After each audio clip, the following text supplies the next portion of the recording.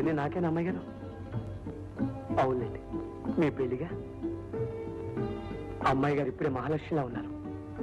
రేపు ఆ పసుపతలతో పారాణి కాళ్ళతో కళ్యాణం బొట్టు పెట్టుకుని మంగళవాద్యాల మధ్య నడుస్తూ ఉంటే నా దృష్టి తగ్గుతుందేమో అమ్మాయి గారు. అది సరే, అబ్బాయి గారు చదువుకున్నవారేనా? ఆస్తి బాగా ఉందా? అయినా అవన్నీ పెద్దయ్య గారు విచారించి ఉంటారు అనుకోండి. కానీ అమ్మాయి గారు, మీరు మాత్రం ఏమైనా అడిగి తెలుసుకోవాలనుకుంటే నాతో చెప్పేయండి, నిర్మోహమాటంగా అడిగేస్తాను.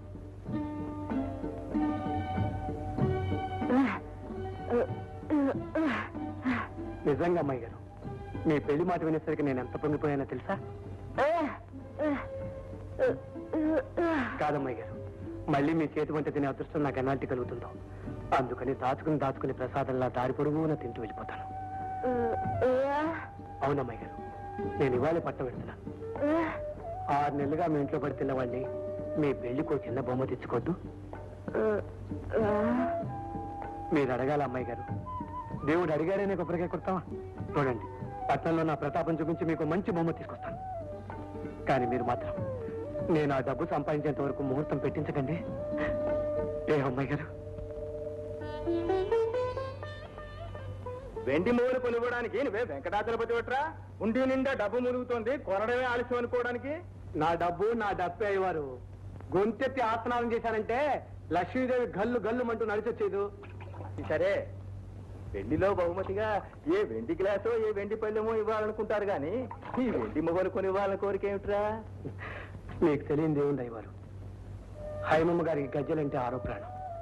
పుట్టింట్లో ఆ గజ్జలు ముట్టుకోవటానికైనా నోచుకోలేదు. కనీసం అత్తవారింట్లోనైనా ఆవిడ కోరిక తీరుతుందేమోనని. సరే, పట్నం ఎప్పుడు వెళ్తున్నావుట?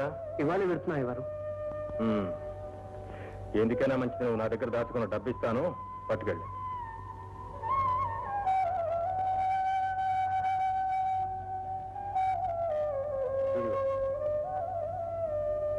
అదేమిటయ్యవారు, నేను దాచుకుని 20 కదా, 30 ఇచ్చారేమిటి? ఒరే సాంబా, నా దేవుడు మూగవాడే, నీ దేవత మూగదే.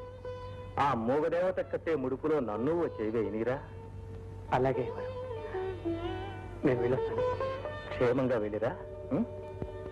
జాగ్రత్త. చూడు, రాత్రింపగల్లో ఆ డబ్బు ధ్యాసలో పడి తిండి తిప్పలు మానేక వేల పట్టున 4 మెతుకులు నోట్లో వేసుకుంటూ ఉండు. అలాగే. ఆ తర్వాత ఆ తోరణం ఇచ్చాను చూడు, అది 2 పూట్ల ఇంత తేలిలో రంగరించుకొని. ఏమిటి, వింటున్నావా? వింటున్నానండి. చెప్పింది వింటావు, చేసి ఆడవు. లేదయ్యవారు, తప్పకుండా చేస్తాను. ఆ దగ్గు నాకు అశ్రద్ధ చేయకూడదురా. అలాగే. మీరున్నాను అయ్యవారు, మీరున్నాను. తర్వాత 2 రోజులకు ఒకసారి ఎలా ఉన్నావో ఏమిటో తప్పకుండా వేస్తానండి. రే జాగ్రత్త. అలాగే.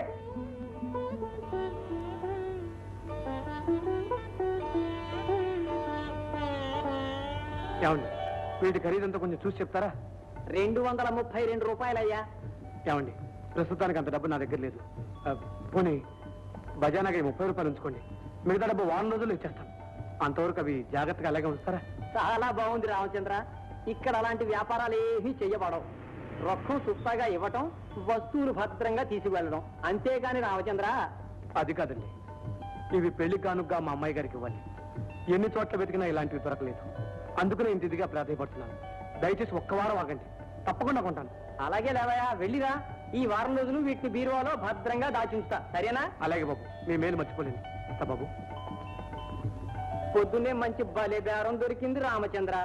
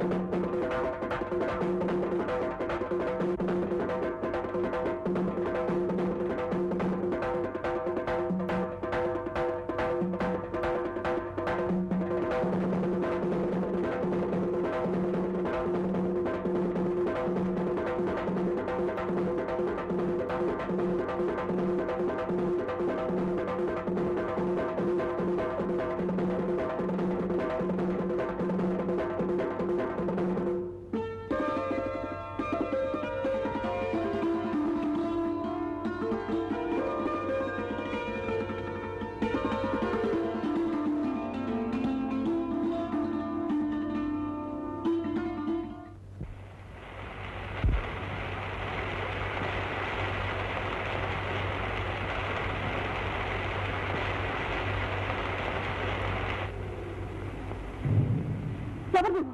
ఈ రాత్రికి నీ మొగుణ్ణి. ఏ నోర్మై!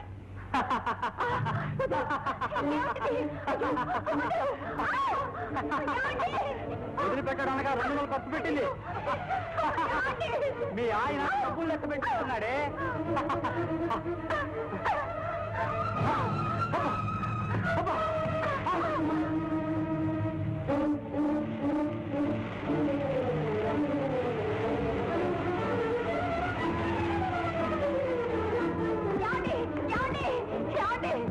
ఏమిటి?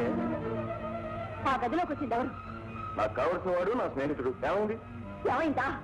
కాళ్ళు చేతులు తిరిగి ఆ గదిలో గిలగలా కొట్టుకుంటున్నాడు. డామిట్, అంత పెద్ద చేస్తున్నావుటే? సాక్షిగా ఈ తాళి కట్టిన ఆ చేతులతోనేనా ఈ శరీరం ఇంకొకళ్ళకు అమ్ముకోలేదు నన్ను కొట్టింది. ఇలాంటి బ్రతకాలంటే ముగ్గురు చాటక్కర్లేదురా. సిగ్గు లజ్జ వదిలేసి అలా వీధకు ముందు నుంచుంటే వేలకు వేలు సంపాదించుకోగలరు. ఛీ! ఇలాంటి నరకూపంలో ఒక క్షణం నా మహాపాపం.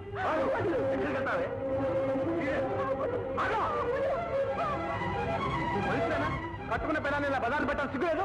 నువ్వెవడవా? ఇది మొగుడు పిల్లల మధ్య విషయం. మొగుడిగా వస్తుంది. ఏం కూర్చోవు?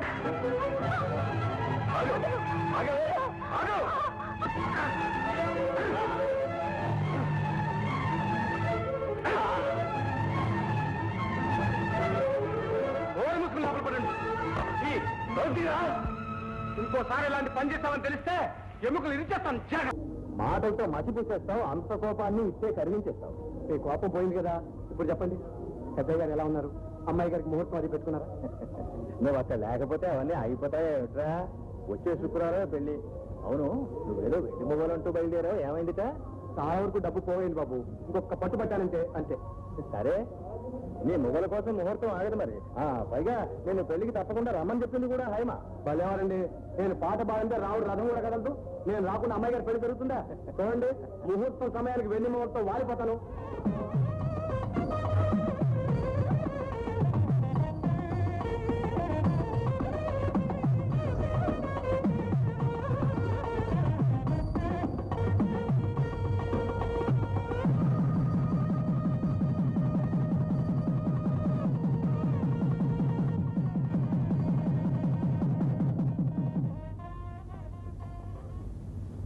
అమ్మాయి గారు చేశాను. అమ్మాయి గారు, అమ్మాయి గారు, అక్కడ వాళ్ళందరూ పెద్ద పెద్ద బహుమతులు ఇస్తూ ఉంటే ఈ చిన్న కానుక చూసి వాళ్ళందరూ నవ్వుతారేమోనని సిగ్గేసింది.